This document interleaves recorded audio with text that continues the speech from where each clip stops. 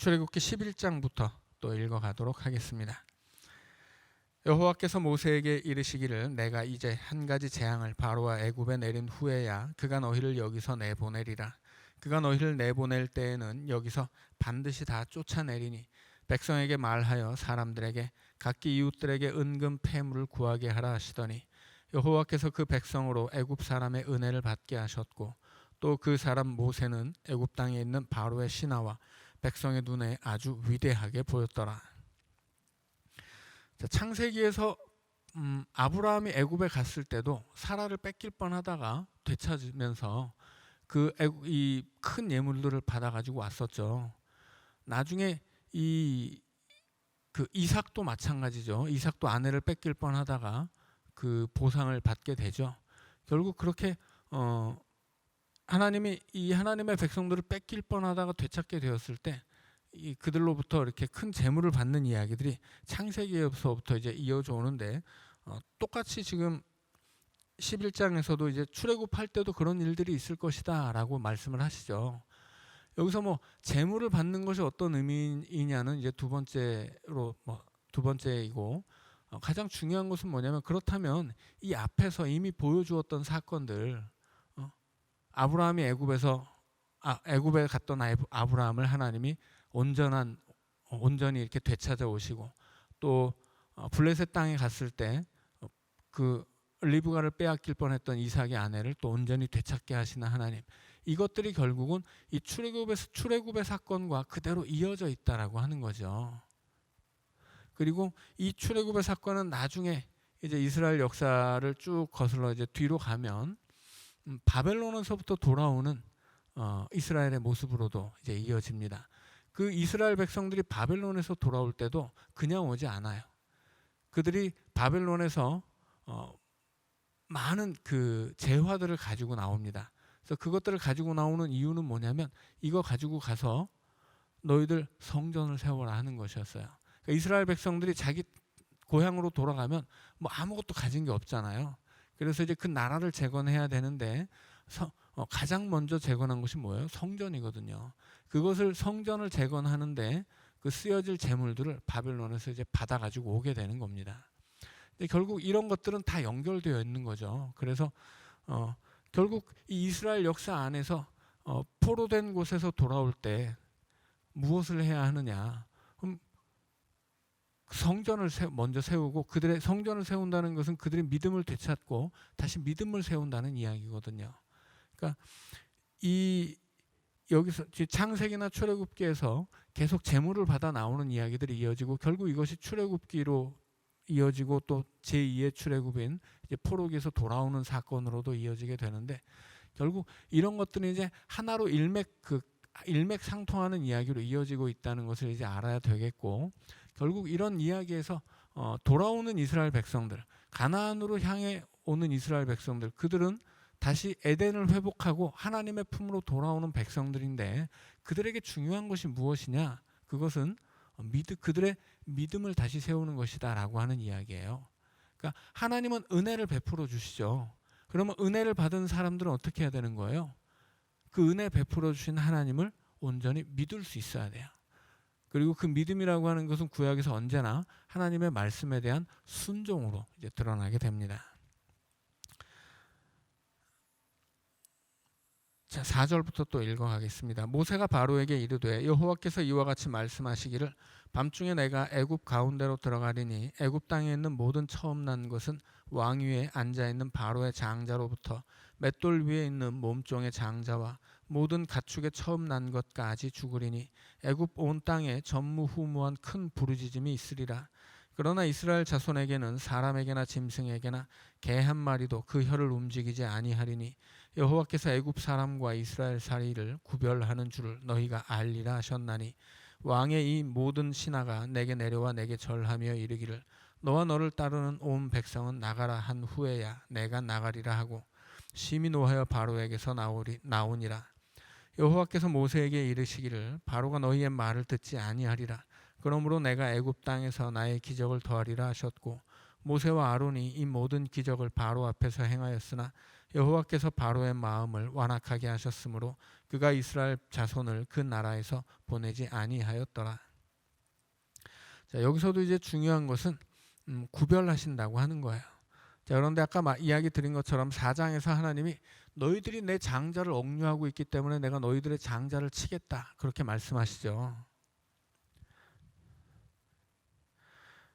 자, 그래서 이스라엘은 하나님의 장자로 구별된 사람들이에요.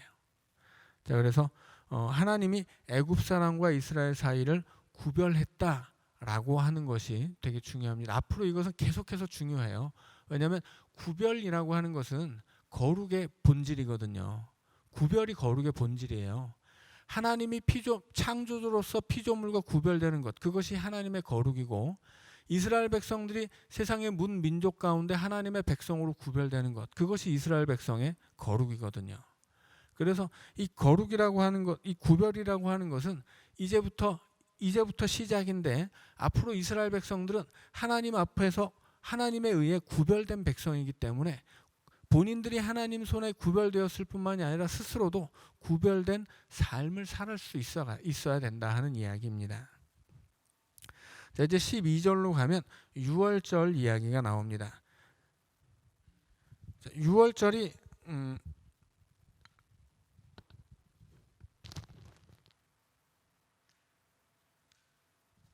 유월절이 어떤 의미인지를 이제 좀 세 가지로 정리를 할 수가 있습니다.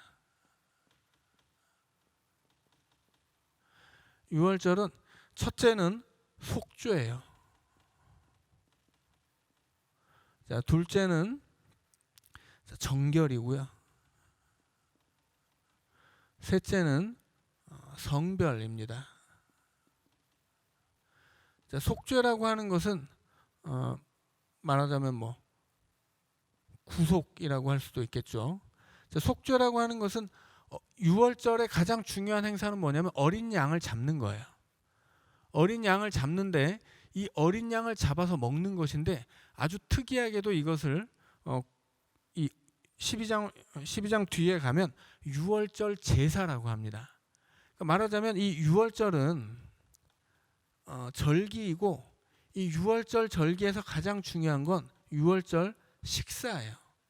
유월절 저녁이 되면 예수님도 이 제자들하고 함께 식탁을 하셨죠. 그게 유월절 식사인데, 그 유월절 식사는 다른 제사랑은 전혀 다른, 그냥 하나의 식탁, 정해진 어떤 규율을 따라서 진행되는 식사 과정인데, 이걸 출애굽기는 유월절 제사라고 이야기해요. 그리고 그 제사에서 제물은 어린 양이에요. 어린 양을 잡아서 유월절 제사를 치러야 되는데, 그걸 치르게 되면 어떻게 됩니까? 그 제사를 드리는 사람들은 구원을 받는 거예요. 애굽의 백성들은 다 죽어야 되잖아요. 애굽의 이 장자가 죽는 것은 장자만 죽는 게 아니라 그 집안의 죽음을 상징합니다. 옛날에는 이 오늘날처럼, 오늘 우리는 이 나와 우리 가정을 또 별개로 생각할 수도 있잖아요. 나와 우리 교회, 혹은 나와 우리 동네, 나와 우리 민족, 나와 우리 나라, 다 구별되죠. 근데 이 시대에는 그렇지 않습니다. 이 구약 시대의 개인은 오늘날과 같은 개인은 없어요. 구약 시대에는 나라는 사람의 정체성은 어디에서 오냐면 내가 속한 집단에서 오는 거예요. 내가 속한 나의 가정, 내가 속한 나의 친족, 내가 사는 우리 동네, 내가 속한 나의 민족, 나의 나라, 그 안에서 나의 정체성이 드러나는 것이지, 그런 것과 구별되는 나는 없어요, 아예. 그래서 장자라고 하는 것은 한 집안을 대표하는 사람일 뿐 아니라 그 집안 전체를 이야기하는 거예요. 그래서 장자가 죽는다는 것은 다 죽는다는 거예요. 그러니까 애굽 사람들이 하나님 앞에 지금 막 하나님을 몰라보고 하나님 말씀 듣지 않고 지금 계속 거역을 하잖아요. 그 죄로 말미암아 다 죽어야 되는데, 그런데 어린 양을 잡아서 유월절 제사를 드리는 사람들은 구원을 받는다고 하는 거예요. 그래서 유월절의 가장 큰 주제는 뭐냐? 속죄예요. 그 다음에 어린 양을 잡은 다음에 그 피를 가지고 임방과 문설주에 바르잖아요. 그때 12장을 계속 읽어가면 알겠지만 뭘로 바르냐면 우슬초 묶음에 묻혀서 바릅니다. 우슬초라고 하는 것은 이후로 이스라엘 안에서는 정결례를 행할 때 쓰는 거예요. 그래서 유월절의 두 번째 의미는 정결이에요. 유월절의 피는 정결하게 하는 효과가 있다라고 하는 거죠. 그리고 그 다음은 성별이에요. 자, 유월절 어린 양을 잡는데 이 어린 양을 삶아 먹으면 안 되고 구워 먹어야 됩니다. 왜 구워 먹어야 되냐면 이 식사 자체는 그냥 단순한 식사가 아니라 제사이기 때문에 그래요. 제물은 어떻게 해야 됩니까? 번제단에 태워야 되죠. 그래서 유월절 어린 양은 잡아서 구워 먹어야만 해요. 그것이 제물이기 때문에 불에 구워야 된다라고 하는 거죠. 그리고 그것을 먹을 때 너무 많게 해서도 안 돼요. 왜냐하면 남으면 안 되거든요. 그리고 적게 해서도 안 돼요. 왜냐하면 적으면 거기 참여하지 못하는 사람이 나오는 거잖아요. 그럼 거의 이 유월절 제사에 참여하지 못하면 죽을 수밖에 없기 때문에 반드시 사람 숫자에 맞춰서 양을 잡아야 되는데, 만약에 뭐 우리 집에 뭐 1.5인분이 필요하다, 뭐 한 마리 반이 필요하다 그러면 이렇게 두 마리를 잡으면 남고 한 마리 잡으면 모자라잖아요. 그러면 옆에 집하고 상의해서 명수를 인원수대로 맞춰서 양이 부족하거나 남지 않게 해라 그렇게 명령하거든요. 그러니까 이것은 제물이고 이 거룩한 식탁에 누구나가 참여해야 된다고 하는 거예요. 그래서 양은 제물이기 때문에 구워 먹어야 하고 반드시 그 밤에 다 먹어야 되고 다음날 아침에 남은 것이 있으면 그것은 땅에 파묻어야 됩니다. 왜냐하면 이 고기, 그 어린 양을 구운 고기는 거룩한 제물이기 때문이에요. 그래서 이 거룩한 제물을 먹으면 어떻게 되는 거예요? 거룩해지는 거예요. 거룩한 제물, 이 고기를 먹으면 거룩해지기 때문에 여기에 꼭 참여해야 되는 것입니다. 나중에 출애굽기 29장 혹은 레위기 8장으로 가면 이 아론의 집안이 제사장으로 임직하는 장면들이 나와요. 그럼 그때에도 하나님 앞에 이 아론의 집안이 제사장으로 임직하기 위한 그 과정들이 나오는데, 그때도 어린 양을 잡아서 제사를 드려야 되고, 그 다음에 우슬초를 사용해서 정결례를 행해야 되고, 그 다음에 바쳐진 그 거룩한 고기를 같이 먹어야 돼요. 그 고기는 반드시 제사장이 되는 사람들만 먹어야지 자격이 없는 사람들이 먹으면 안 됩니다. 그래서 하나님이 제사장을 구별할 때도 그렇게 유월절에 유월절 이 식사와 똑같은 과정을 거치게 하는데, 결국은 그래서 이 유월절 어린 양을 잡아 먹는 이 모든 식탁은 하나의 제사이고 이 제사에 거룩하게 구별하는 기능이 있다라고 하는 거예요. 그래서 유월절이라고 하는 것은 속죄의 기능, 정결의 기능, 성별의 기능이 있어서 이 유월절이야말로 이스라엘의 모든 절기 중에 가장 중요한 절기예요. 이스라엘에 여러 절기가 있지만 가장 중요한 3대 절기가 있다면 3대 절기 중에서도 가장 중요한 절기가 유월절이에요. 그래서 나중에 이스라엘 안에서 이 종교 개혁이 일어날 때도 가장 먼저 가장 중요하게 하는 일이 뭐냐면 유월절을 회복시키는 겁니다. 왜냐하면 유월절을 회복한다고 하는 것은 이 하나님의 백성으로 돌아간다는 뜻이거든요. 자, 그것은 이제 나중에 구약을 읽어가면서 왜 이렇게 유월절이 중요한 것인지, 또 이스라엘 역사 안에서 하나님이 유월절을 얼마나 중요하게 여기고 계신지는 이제 확인할 수 있겠습니다. 자, 12장을 읽어가도록 하겠습니다. 여호와께서 애굽 땅에서 모세와 아론에게 일러 말씀하시되 이달을 너희에게 달의 시작 곧 해의 첫 달이 되게 하고.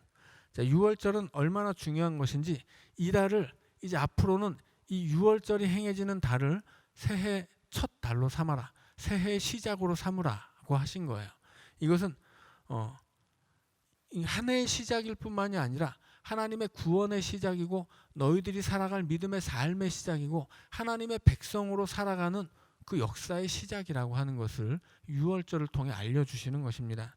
그래서 유월절에 대한 다양한 이 규정들이 이제 등장하는데, 첫 번째가 유월절이 시작되는 그 달을 해의 첫 달로 시작하는 것이고, 이것이 나중에 이제 13장 4절로 가면 이 첫 달을 아비월이라고 불러요. 근데 나중에 이제 다른 곳으로 가면 이 달을 다른 말로 니산월이라고도 합니다. 여튼 유월절이 새해의 첫 달이 된다라고 하는 유월절을 새해 첫 달로 삼을 만큼 유월절 자체는 굉장히 중요한 이제 행사가 됩니다. 너희는 이스라엘 온 회중에게 말하여 이르라. 이달 열흘에 너희 각자가 어린 양을 취할지니 각 가족대로 그 식구를 위하여 어린 양을 취하되 그 어린 양에 대하여 식구가 너무 적으면 그 집의 이웃과 함께 사람 수를 따라서 하나를 취하며 각 사람이 먹을 수 있는 분량에 따라서 너희 어린 양을 계산할 것이며 너희 어린 양은 흠없고 1년 된 수컷으로 하되 양이나 염소 중에서 취하고 이달 열 나흔 날까지 간직하였다가 해질 때에 이스라엘 회중이 그 양을 잡고 그 피를 양을 먹을 집 좌우 문설주와 임방에 바르고 그 밤에 그 고기를 불에 구워 무교병과 쓴 나물과 아울러 먹되. 자, 불에 구워서 먹는다는 것은 이야기를 드렸고요. 무교병이 나오죠. 무교병을 먹어야 돼요. 그래서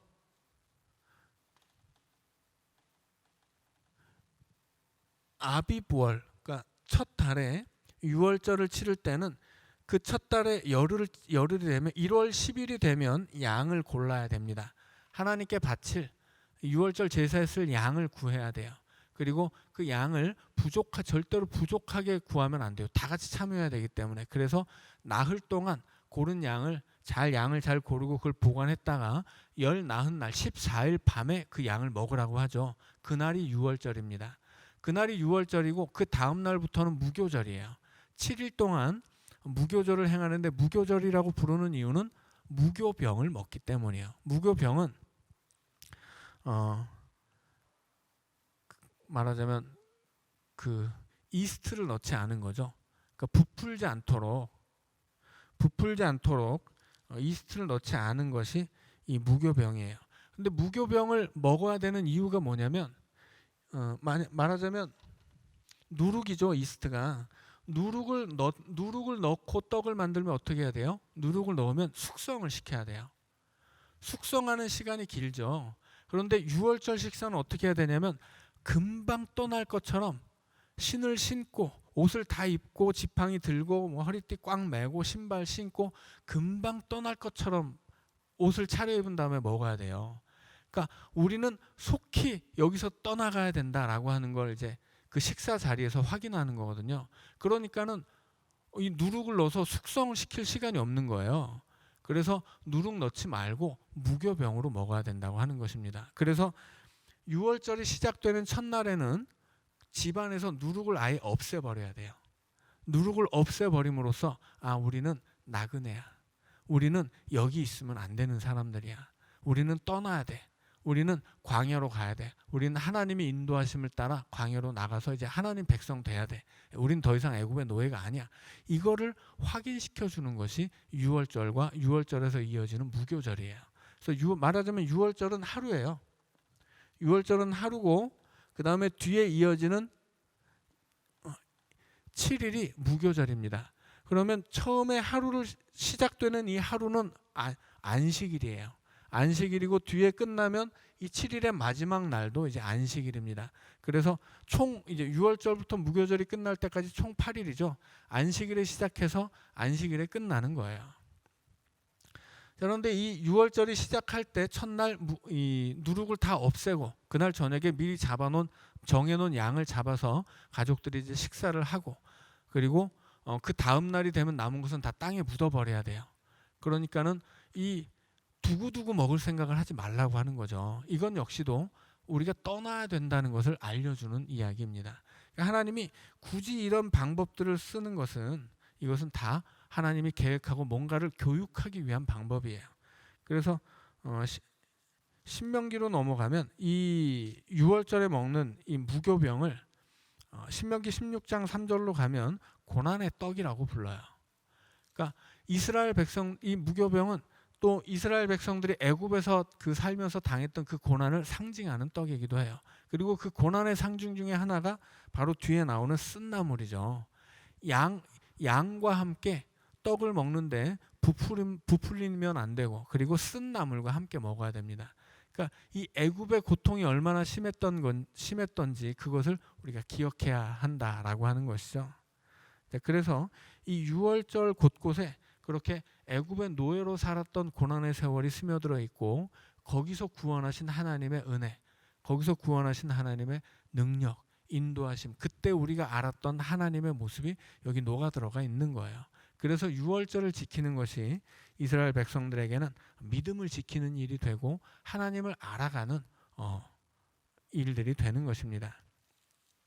자, 9절부터 읽어갑니다. 날 것으로나 물에 삶아서 먹지 말고 머리와 다리와 내장을 다 불에 구워 먹고 아침까지 남겨두지 말며 아침까지 남은 것은 곧 불사르라. 너희는 그것을 이렇게 먹을지니 허리에 띠를 띠고 발에 신을 신고 손에 지팡이를 잡고 급히 먹으라. 이것이 여호와의 유월절이니라. 허리에 띠를 띠는 이유는 뭐냐면 이스라엘 백성들이 입었던 옷은 통짜 옷을 이렇게 둘러서 입는 거예요. 이거 허리띠를 묶지 않으면 벗겨집니다. 그래서 허리띠를 묶어라 라고 하는 것은 이제 집을 나설 준비가 됐다 하는 뜻이에요. 자, 12절부터 읽습니다. 내가 그 밤에 애굽 땅에 두루 다니며 사람이나 짐승을 막론하고 애굽 땅에 있는 모든 처음 난 것을 다 치고 애굽의 모든 신을 내가 심판하리라. 나는 여호와라. 자, 말씀드린 것처럼 여기서 하나님이 애굽의 신을 심판하겠다고 하는 이야기가 나오죠.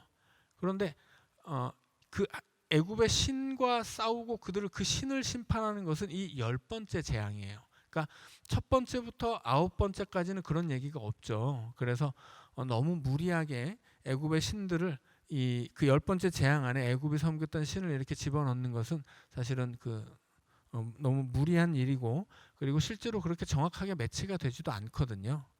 자, 그래서 우리가 많이 좀 들어봤던 이야기들일 수 있는데, 여튼 하나님이 애굽의 신을 심판하는 것은 10번째 재앙이고, 이 10번째 재앙을 통해서 하나님의 애굽의 신을 심판하시는데 그 신에는 바로 역시도 이제 포함이 됩니다. 바로는 그 신의 대리인이었거든요. 자, 13절부터 읽습니다. 내가 애굽 땅을 칠 때 그 피가 너희가 사는 집에 있어서 너희를 위하여 표적이 될지라. 내가 피를 볼 때에 너희를 넘어가리니 재앙이 너희에게 내려 멸하지 아니하리라. 너희는 이날을 기념하여 여호와의 절기를 삼아 영원한 규례로 대대로 지킬지니라.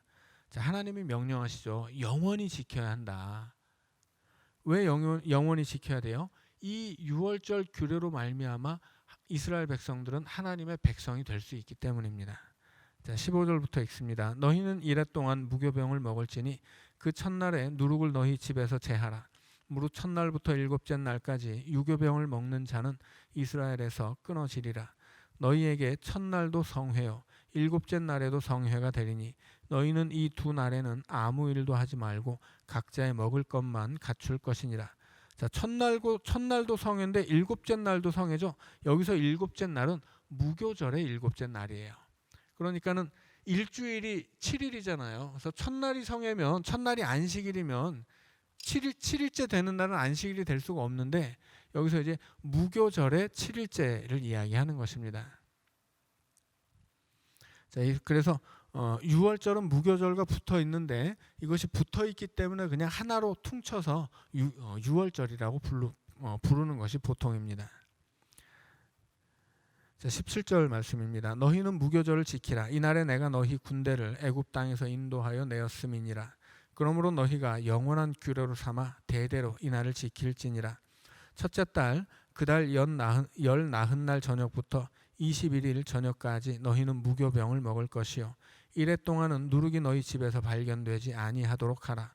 무릇 유교물을 먹는 자는 타국인이든지 본국에서 난 자든지를 막론하고 이스라엘 회중에서 끊어지리니 너희는 아무 유교물이든지 먹지 말고 너희 모든 유하는 곳에서 무교병을 먹을지니라.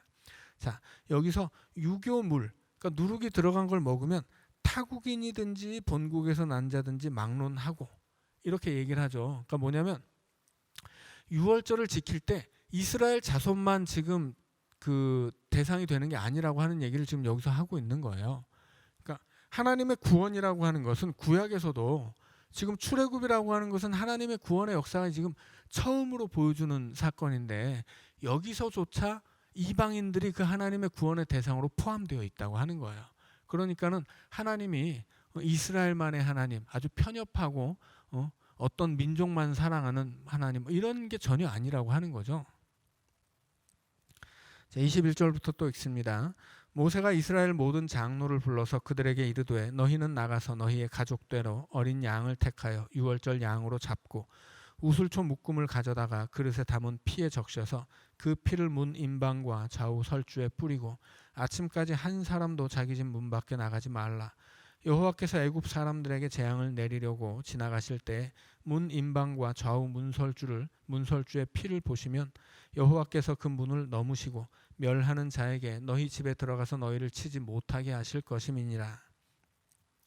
자, 이스라엘 백성들이 여기서 유월절 피를 문설주에 바르죠. 나중에 광야에서는 이스라엘 백성들이 죄를 범했을 때 놋뱀을 만들어서 보게 하잖아요. 이 비슷해요. 자, 그럼 뭐 피에 구원하는 능력이 있느냐, 뭐 놋뱀에 구원하는 능력이 있느냐? 그렇지 않죠. 중요한 건 뭐냐면 피나 놋뱀이 아니에요. 중요한 것은 하나님의 말씀에 순종하는 것입니다. 하나님이 명령하시는 것이 어린 양이면 어린 양을 잡으면 되는 것이고 놋뱀이면 놋뱀을 보면 되는 거예요. 뭐 어린 양 잡는 것보다 놋뱀을 보는 건 훨씬 더 쉬운 일이죠. 근데 그걸 안 해가지고 죽는 놈들이 그렇게 많았다니까요. 그러니까 하나님에게 중요한 것은 양을 어떻게 잡느냐, 뭐 놋뱀을 어떻게 만드느냐, 이 놋뱀이나 양 자체가 중요한 게 아니고 그것을 명령하신 대로 따르는 것, 하나님의 말씀대로 행하는 것, 그 순종이 중요하다 하는 이야기입니다. 자, 24절부터 읽습니다. 너희는 이 일을 규례로 삼아 너희와 너희 자손이 영원히 지킬 것이니 너희는 여호와께서 허락하신 대로 너희에게 주시는 땅에 이를 때 이 예식을 지킬 것이라. 이후에 너희의 자녀가 묻기를 이 예식이 무슨 뜻이냐 하거든 너희는 이르기를 이는 여호와의 유월절 제사라. 여호와께서 애굽 사람에게 재앙을 내리실 때 애굽에 있는 이스라엘 자손의 집을 넘으사 우리의 집을 구원하셨느니라 하라. 하매 백성이 머리 숙여 경배하니라. 이스라엘 자손이 물러가서 그대로 행하되 여호와께서 모세와 아론에게 명령하신 대로 행하니라. 자, 여기서 다시 한번 이제 강조하죠. 앞에서 하나님이 이렇게 해라 쭉 이야기하시죠. 모세가 그 말 그대로 이스라엘 백성에게 또 똑같이 이야기해요. 나중에 한 번 더 그렇게 했다고 또 한 번 이야기합니다. 똑같은 얘기를 3번이나 반복하는 이유는 뭐겠어요? 그렇게 하라는 거예요. 하는 게 중요해요. 순종하는 게 중요하기 때문에 계속 강조하시고 여기서도 지금 명령하신 대로 행하니라 이게 결론이에요. 결국은 명령하신 대로 행하는 게 중요한 거예요.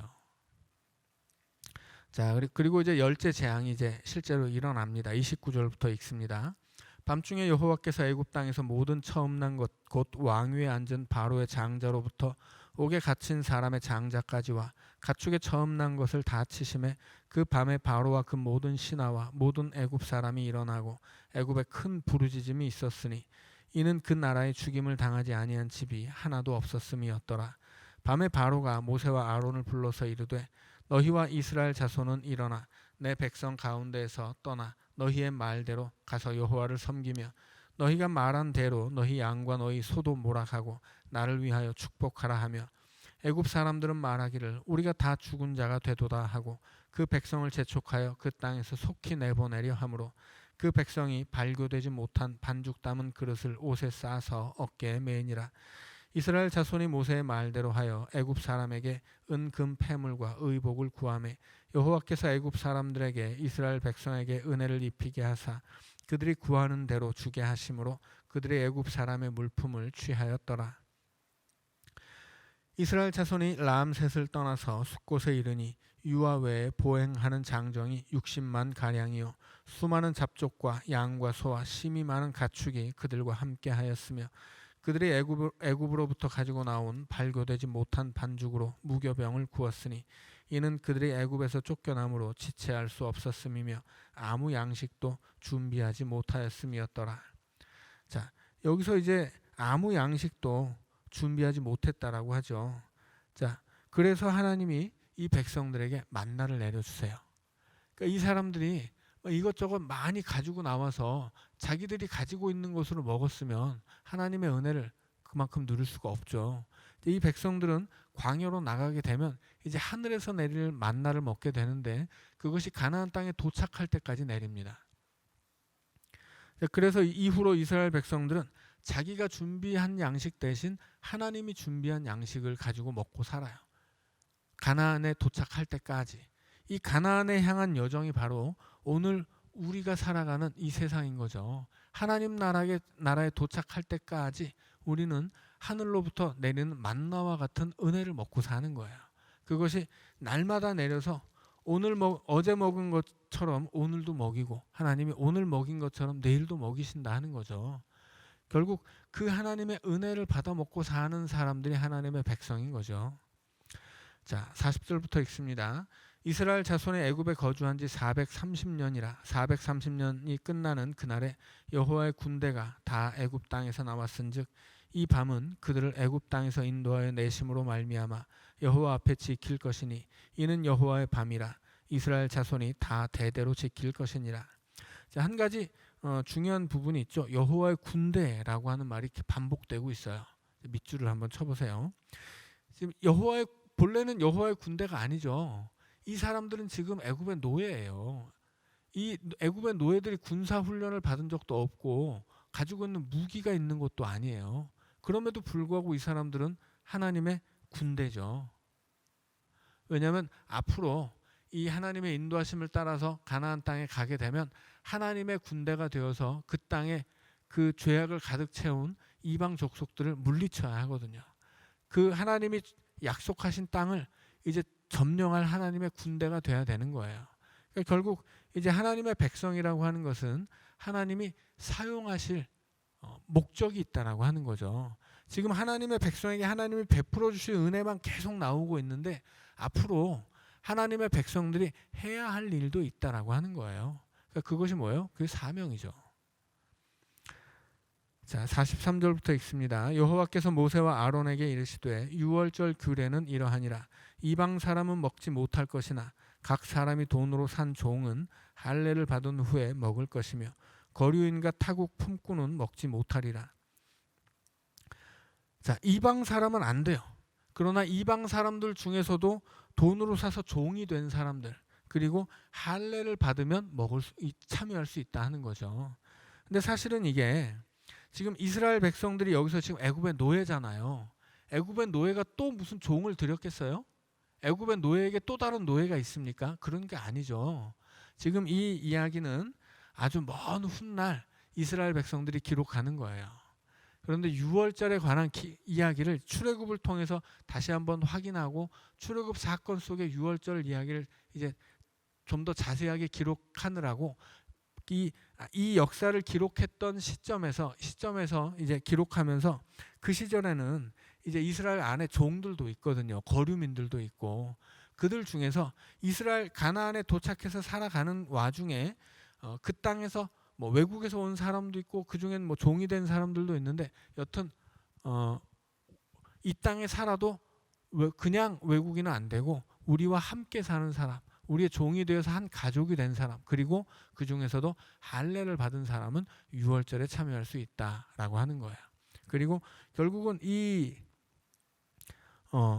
유월절 제사라고 하는 것이 말씀드린 것처럼 이스라엘 민족 아브라함의 자손으로 국한되지 않는다 하는 것을 꼭 기억하셔야만 합니다. 자, 46절입니다. 한 집에서 먹되 그 고기를 조금도 집 밖으로 내지 말고 뼈도 꺾지 말지며.